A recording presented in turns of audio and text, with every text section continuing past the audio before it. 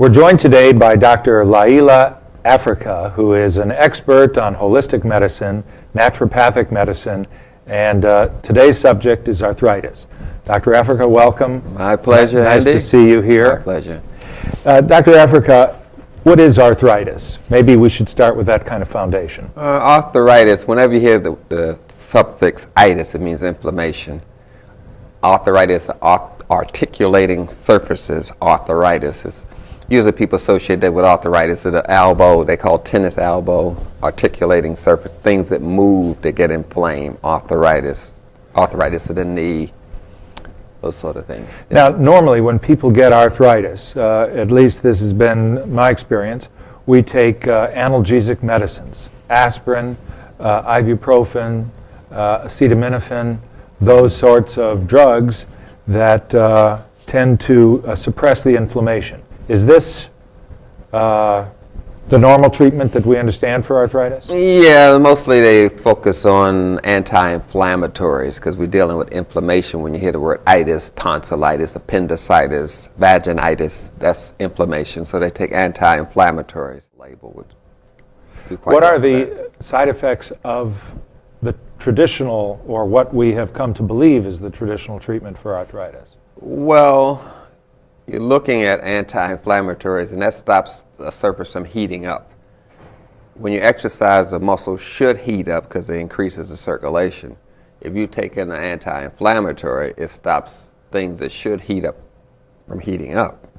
And that means when you're using your eye muscle or your ears, activity causes the temperature to increase. Now it's going to stop the temperature from increasing, which will retard the whole circulation, and the point of increasing the temperature is to increase the circulation.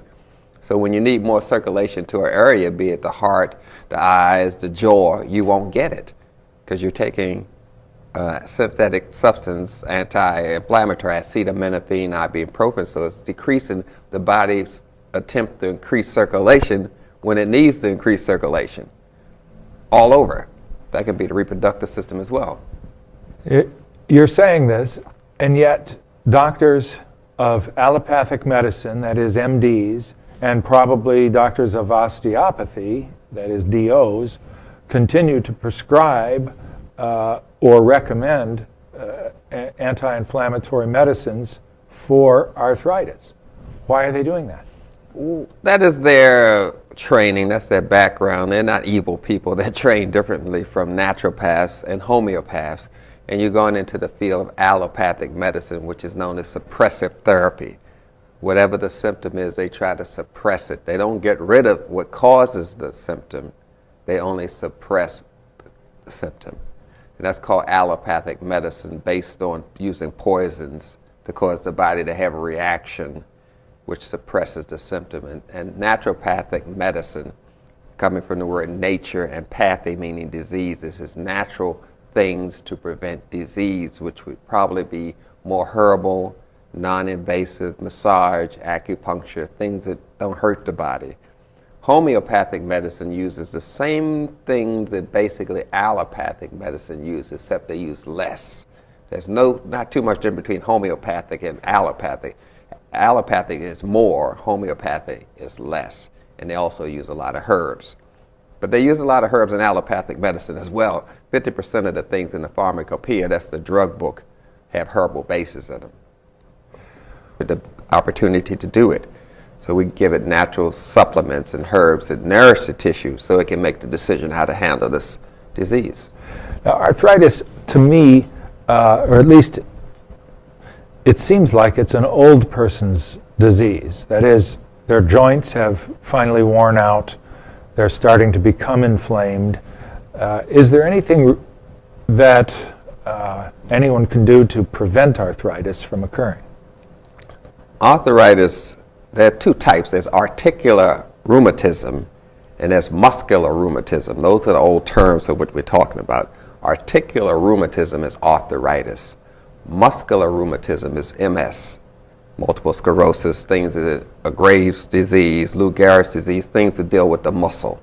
So you're looking at rheumatism, and the subcategory of rheumatism is arthritis, which means there's waste between the joints or decreased amount of fluid in the joints. So if you're taking things that decrease the fluid, then you're contributing to arthritis no matter what your age is.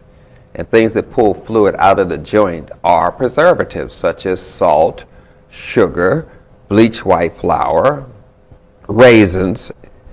All of these things require a lot of fluid. What people don't seem to understand is they're eating preservatives, and things get preserved by the loss of moisture. So when you're eating salt, you're pulling moisture out of the joint. So if you go to a regular allopathic doctor, they say, get off the salt. They tell you that if you have high blood pressure, get off the salt.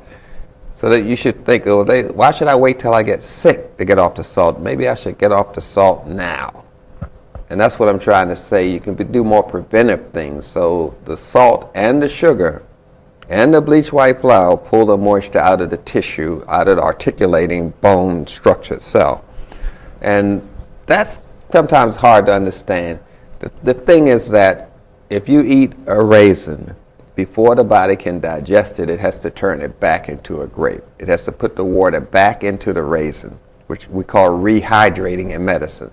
So it's pulling the moisture out of the joints and out of the muscle, out of the eyes, out of the ears, to put the water back into the grape, to put the water back into the bleach white flour, to put the water back into the sugar, put the water back. It's pulling moisture from everywhere. So arthritis can occur at any age, 11, 9, 12, 15, 20, whenever you're doing these things.